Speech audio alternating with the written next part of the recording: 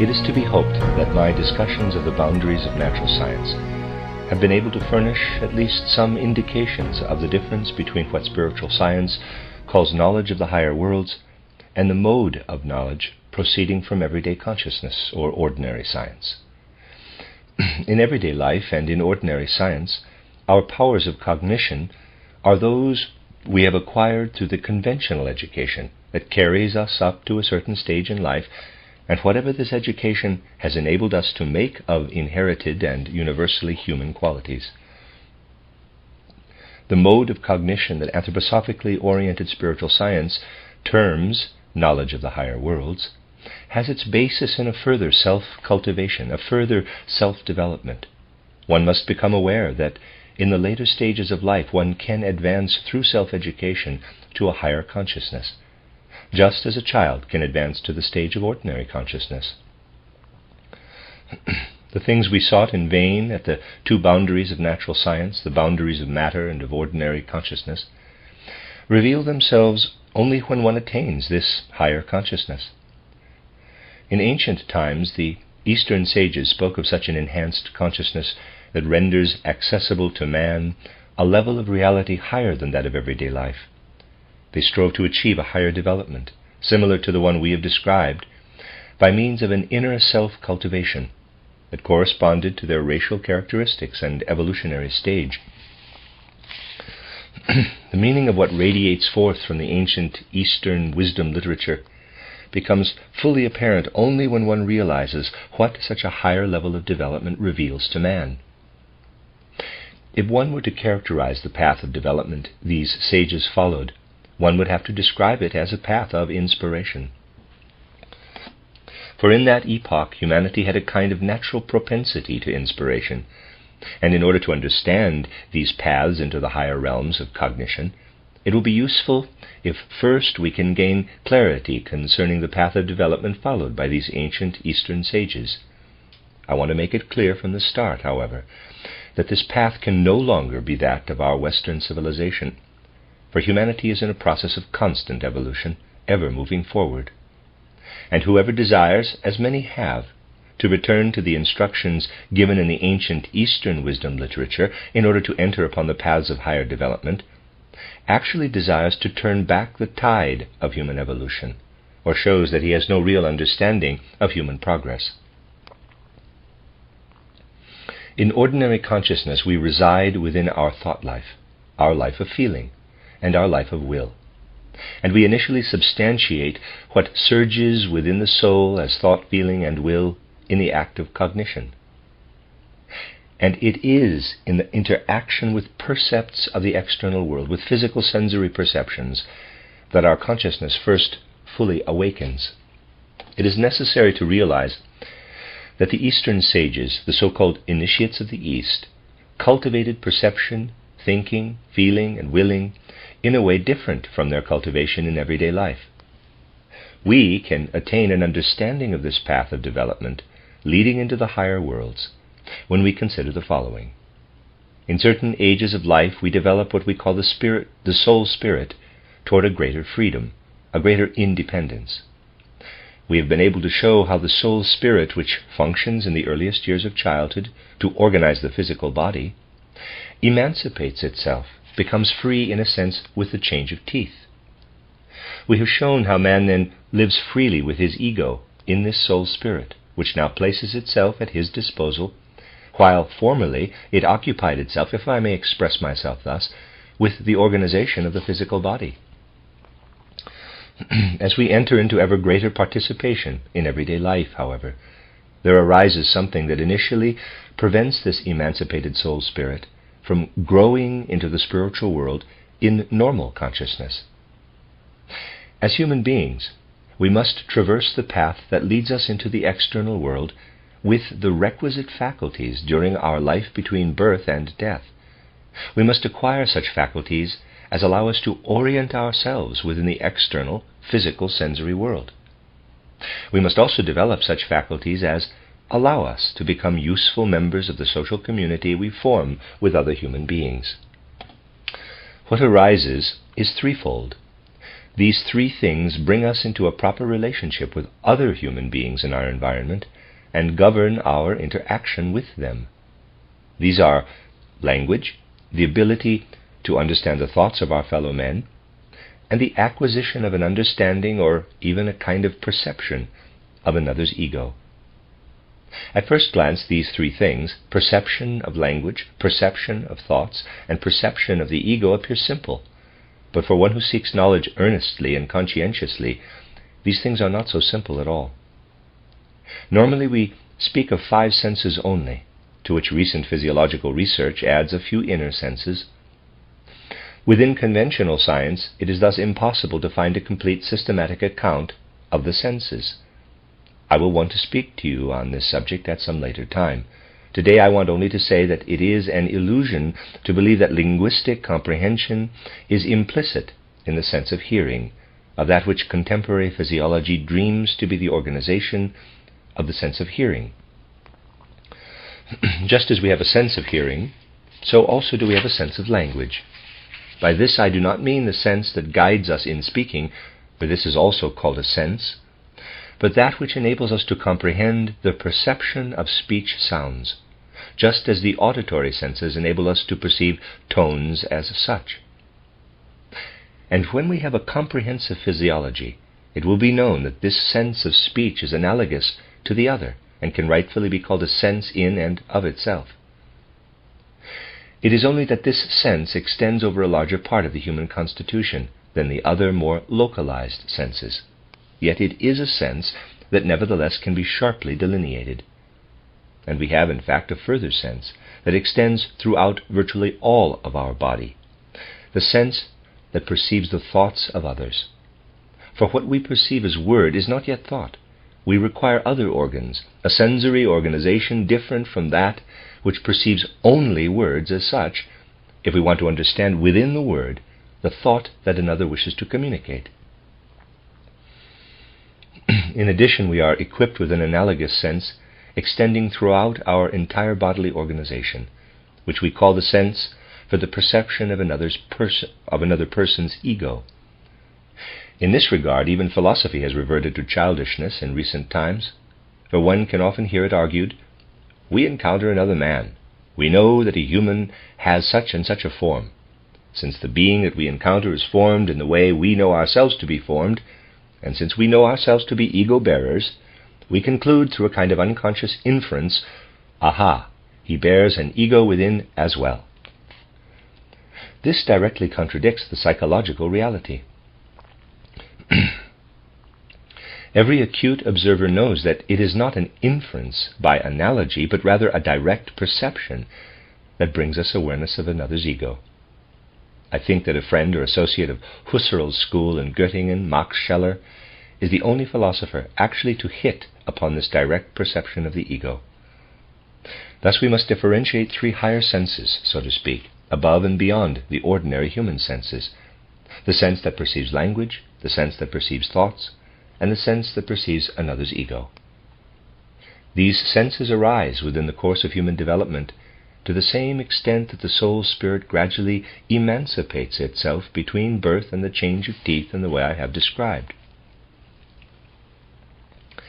These 3 senses lead initially to interaction with the rest of humanity. In a certain way we are introduced into social life among other human beings by the possession of these 3 senses.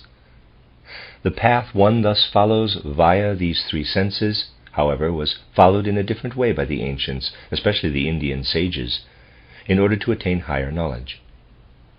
In striving for this goal of higher knowledge, the soul was not moved toward the words in such a way that one sought to arrive at an understanding of what the other was saying. The powers of the soul were not directed toward the thoughts of another person in such a way as to perceive them, nor toward the ego of another in such a way as to perceive it sympathetically. Such matters were left to everyday life. When the sage returned from his striving for higher cognition, from his sojourn in spiritual worlds, to everyday life, he employed these 3 senses in the ordinary manner. When he wanted to exercise the method of higher cognition, however, he needed these senses in a different way. He did not allow the soul's forces to penetrate through the word while perceiving speech, in order to comprehend the other through his language. Rather, he stopped short at the word itself. Nothing was sought behind the word. Rather, the streaming life of the soul was sent out only as far as the word. He thereby achieved an intensified perception of the word, renouncing all attempts to understand anything more by means of it. He permeated the word with his entire life of soul, using the word or succession of words in such a way that he could enter completely into the inner life of the word. He formulated certain aphorisms, simple, dense aphorisms, and then strove to live within the sounds, the tones of the words. And he followed with his entire soul life the sound of the word that he vocalized. This practice then led to a cultivation of living within aphorisms, within the so-called mantras. It is characteristic of mantric art, this living within aphorisms, that one does not comprehend the content of the words, but rather experiences the aphorisms as something musical. One unites one's own soul forces with the aphorisms, so that one remains within the aphorisms, and so that one strengthens through continual repetition and vocalization one's own power of soul living within the aphorisms. This art was gradually brought to a high state of development and transformed the soul faculty that we use to understand others through language into another.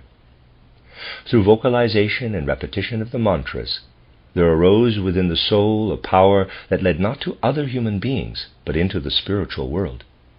And if, through these mantras, the soul has been schooled in such a way and to such an extent that one feels inwardly the weaving and streaming of this power of soul, which otherwise remains unconscious, because all one's attention is directed toward understanding another through the word, if one has come so far as to feel such a power to be an actual force in the soul, in the same way that muscular tension is experienced when one wishes to do something with one's arm, one has made oneself sufficiently mature to grasp what lies within the higher power of thought. In everyday life, a man seeks to find his way to another via thought. With this power, however, he grasps the thought in an entirely different way. He grasps the weaving of thought in external reality, penetrates into the life of external reality, and lives into the higher realm that I have described to you as inspiration. Following this path, then, we approach not the ego of the other person, but the egos of individual spiritual beings who surround us, just as we are surrounded by the entities of the sense world. What I depict here was self-evident to the ancient Eastern sage. In this way he wandered with his soul, as it were, upward toward the perception of a realm of spirit.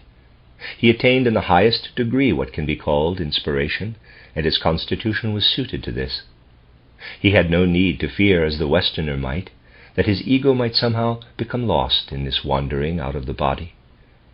In later times, when owing to the evolutionary advances made by humanity, a man might very easily pass out of his body into the outer world without his ego, precautionary measures were taken.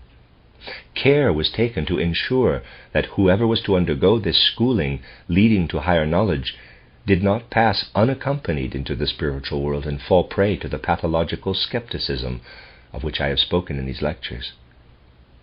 In the ancient East, the racial constitution was such that this was nothing to fear. As humanity evolved further, however, this became a legitimate concern. Hence the precautionary measure strictly applied within the Eastern schools of wisdom. The neophyte was placed under an authority, but not any outward authority. Fundamentally speaking, what we understand by authority first appeared in Western civilization. There was cultivated within the neophytes, through a process of natural adaptation to prevailing conditions, a dependence on a leader or guru. The neophyte simply perceived what the leader demonstrated, how the leader stood firmly within the spiritual world without falling prey to pathological skepticism or even inclining toward it. This perception fortified him to such an extent on his own entry into inspiration that pathological skepticism could never assail him. Even when the soul spirit is consciously withdrawn from the physical body, however, something else enters into consideration. One must re-establish the connection with the physical body in a more conscious manner. I said this morning that the pathological state must be avoided, in which one descends only egotistically and not lovingly into the physical body, for this is to lay hold of the physical body in the wrong way.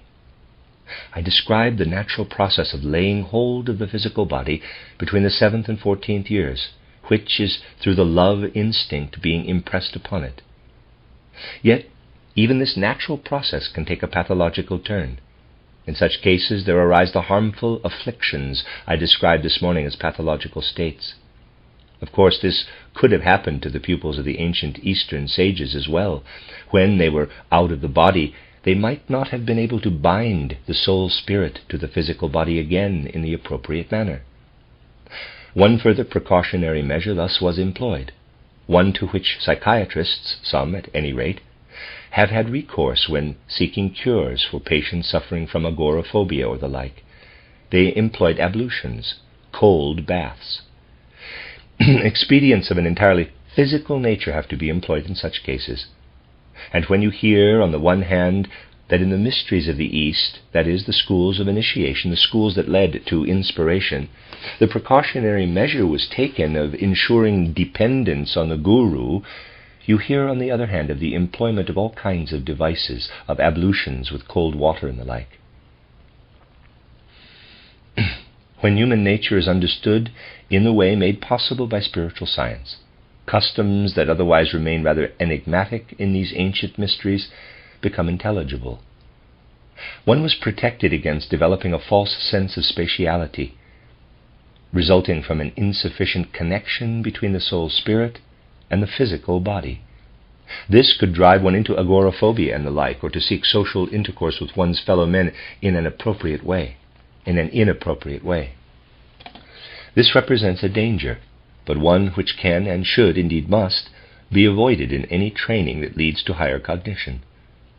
It is a danger because in following the path I have described, leading to inspiration, one bypasses, in a certain sense, the path via language and thought to the ego of one's fellow man.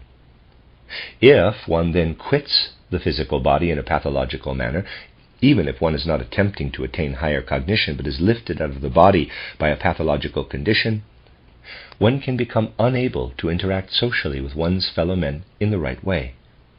Then precisely that which arises in the usual intended manner through properly regulated spiritual study can develop pathologically.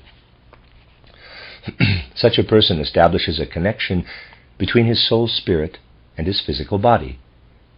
By delving too deeply into it, he experiences his body so egotistically that he learns to hate interaction with his fellow men and becomes antisocial. One can often see the results of such a pathological condition manifest themselves in the world in quite a frightening manner.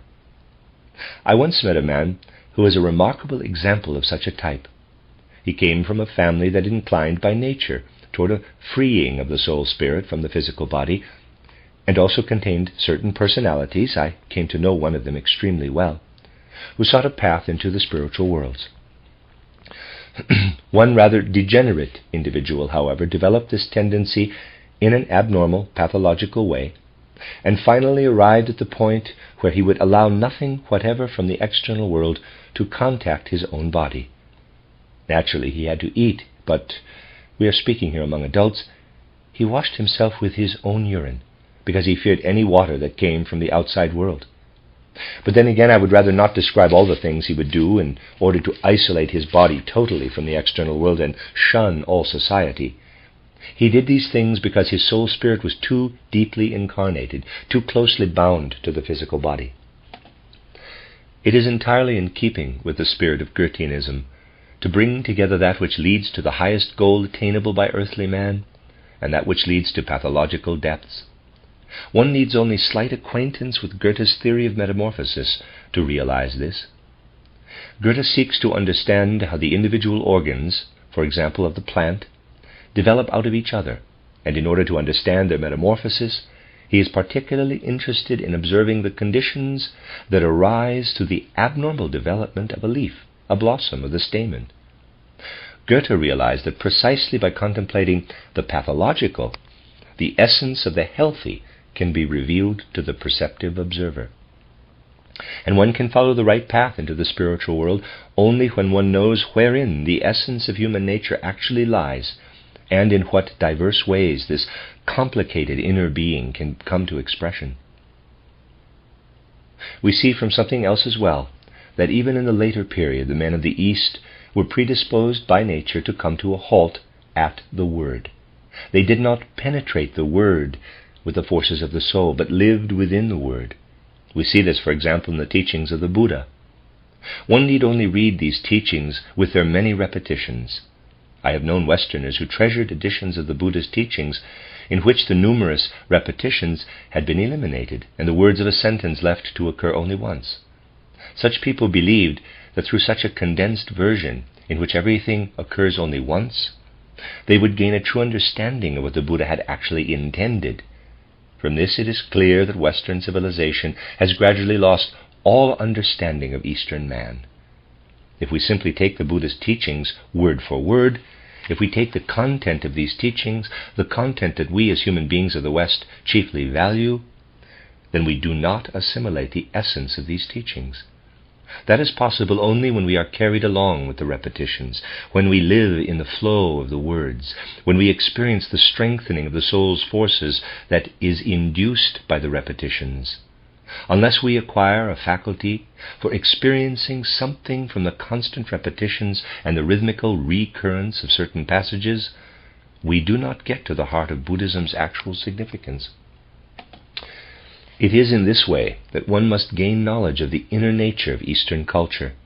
Without this acquaintance with the inner nature of Eastern culture, one can never arrive at a real understanding of our Western religious creeds, for in the final analysis these Western religious creeds stem from Eastern wisdom.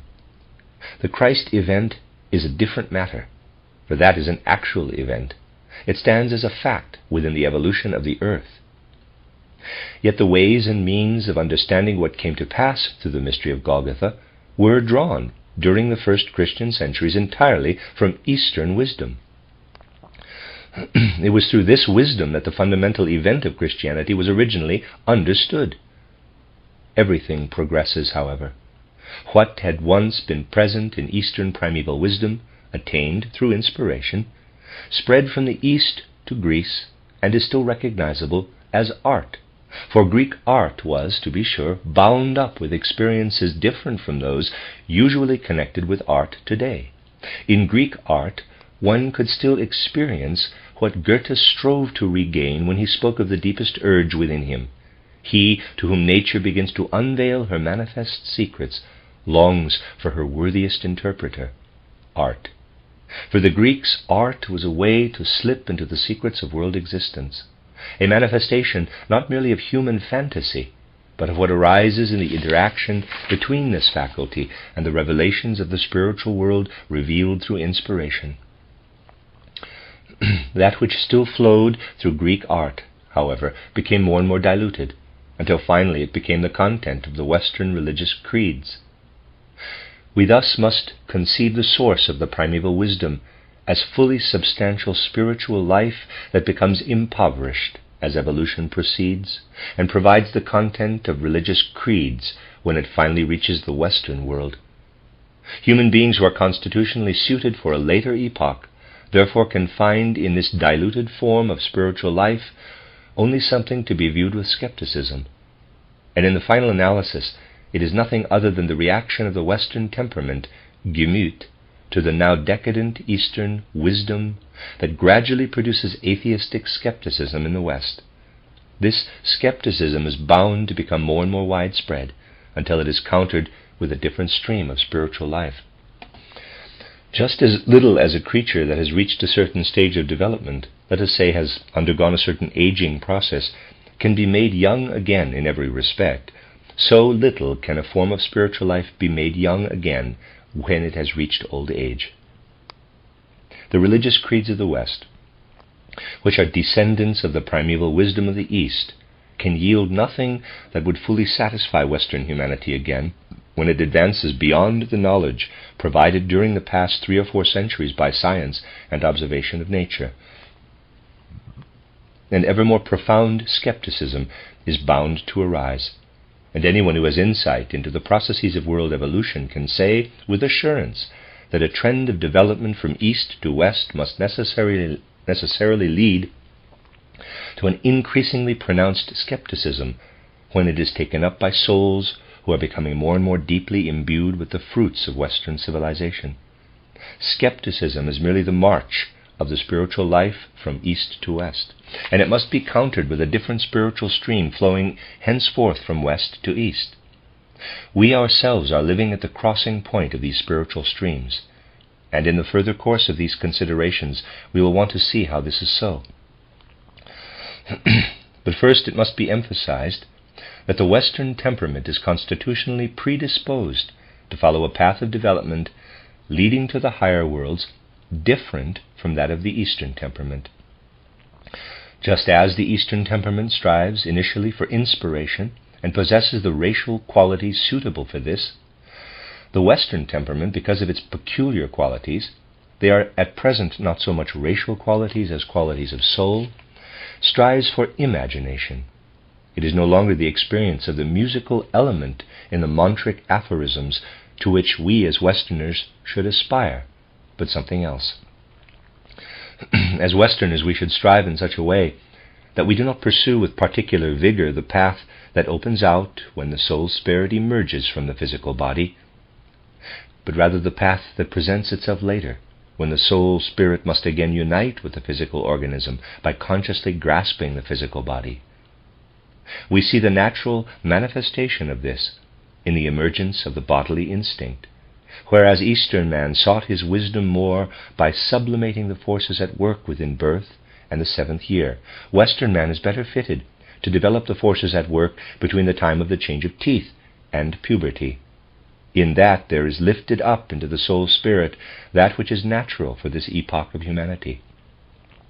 We come to this when, just as in emerging from the body, we carry the ego with us into the realm of inspiration, we now leave the ego outside when we delve again into the body. We leave it outside, but not in idleness, not forgetting or surrendering it, not suppressing it into unconsciousness, but rather conjoining it with pure thinking, with clear, keen thinking, so that finally one has this inner experience. My ego is totally suffused with all the clear thinking of which I have become capable. One can experience just this delving down into the body in a very clear and distinct manner. And at this point you will perhaps allow me to relate a personal experience, because it will help you to understand what I really mean. I have spoken to you about the conception underlying my book, The Philosophy of Freedom. This book is actually a modest attempt to win through to pure thinking, the pure thinking in which the ego can live and maintain a firm footing. Then, when pure thinking has been grasped in this way, one can strive for something else. This thinking, left in the power of an ego that now feels itself to be liberated within free spirituality, can then be excluded from the process of perception. Whereas in ordinary life one sees color, let us say, and at the same time imbues the color with conceptual activity, one can now extract the concepts from the entire process of elaborating percepts and draw the percept itself directly into one's bodily constitution. Goethe undertook to do this, and has already taken the first steps in this direction. Read the last chapter of his theory of colors, entitled, quote, "The Sensory Moral Effect of Color," unquote. In every color effect, he experiences something that unites itself profoundly, not only with the faculty of perception, but with the whole man. He experiences yellow and scarlet as, quote-unquote, attacking colors, penetrating him, as it were, through and through, filling him with warmth, while he regards blue and violet as colors that draw one out of oneself, as cold colors. The whole man experiences something in the act of sense perception, Sense perception, together with its content, passes down into the organism, and the ego, with its pure thought content, remains, so to speak, hovering above. We exclude thinking inasmuch as we take into and fill ourselves with the whole content of the perception, instead of weakening it with concepts as we usually do. We train ourselves specially to achieve this by systematically pursuing what came to be practiced in a decadent form by the men of the East. Instead of grasping the content of the perception in pure, strictly logical thought, we grasp it symbolically, in pictures, allowing it to stream into us as a result of a kind of detour around thinking. We steep ourselves in the richness of the colors, the richness of the tone, by learning to experience the images inwardly, not in terms of thought, but as pictures, as symbols. Because we do not suffuse our inner life with the thought content, as the psychology of association would have it, but with the content of perception indicated through symbols and pictures, the living inner forces of the etheric and astral bodies stream toward us from within, and we come to know the depths of consciousness and of the soul. It is in this way that genuine knowledge of the inner nature of man is acquired, and not by means of the blathering mysticism that nebulous minds often claim to be a way to the God within. This mysticism leads to nothing but abstraction, and cannot satisfy anyone who wishes to become a man in the full sense of the word. If one desires to do real research concerning human physiology, thinking must be excluded, and the picture-forming activity sent inward, so that the physical organism reacts by creating imaginations. This is a path that is only just beginning in the development of Western culture, but it is the path that must be trodden if the influence that streams over from the East and would lead to decadence if it alone were to prevail is to be confronted with something capable of opposing it, so that our civilization may take a path of ascent and not of decline. Generally speaking, however, it can be said that human language itself is not yet sufficiently developed to be able to give full expression to the experiences that one undergoes in the inner recesses of the soul. And it is at this point that I would like to relate a personal experience to you. Many years ago, in a different context, I made an attempt to give expression to what might be called a science of the human senses.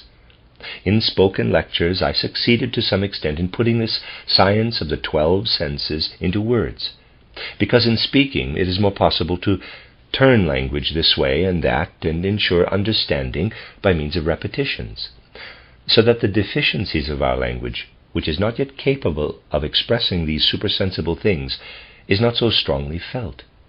Strangely enough, however, when I wanted many years ago to write down what I had given as actual anthroposophy, in order to put it into a form suitable for a book, the outer experiences on being interiorized became so sensitive that language simply failed to provide the words, and I believe at the beginning of the text several sheets of print lay for some 5 or 6 years at the printers. It was because I wanted to write the whole book in the style in which it began that I could not continue writing, for the simple reason that at the stage of development I had then reached, language refused to furnish the means for what I wished to achieve. Afterward I became overloaded with work, and I still have not been able to finish the book. Anyone who is less conscientious about what he communicates to his fellow men out of the spiritual world might perhaps smile at the idea of being held up in this way by a temporarily insurmountable difficulty. But whoever really experiences and can permeate with a full sense of responsibility what occurs when one attempts to describe the path that Western humanity must follow to attain imagination, knows that to find the right words entails a great deal of effort. As a meditative schooling, it is relatively easy to describe, and this has been done in my book, Knowledge of the Higher Worlds and Its Attainment. If one's aim, however, is to achieve definite results, such as that of describing the essential nature of man's senses, apart, therefore, of the inner makeup and constitution of humanity, It is then that one encounters the difficulty of grasping imaginations and presenting them in sharp contours by means of words. Nevertheless, this is the path that Western humanity must follow. And just as the man of the East was able to experience through his mantras the entry into the spiritual nature of the external world, so must the Westerner, leaving aside the entire psychology of association, learn to enter into his own being by attaining the realm of imagination. Only by penetrating into the realm of imagination will he acquire the true knowledge of humanity that is necessary in order for humanity to progress. And because we in the West must live much more consciously than the men of the East, we cannot simply say whether or not humanity will gradually attain this realm of imagination is something that can be left to the future. No, this world of imagination, because we have passed into the stage of conscious human evolution, must be striven for consciously. There can be no halting at certain stages.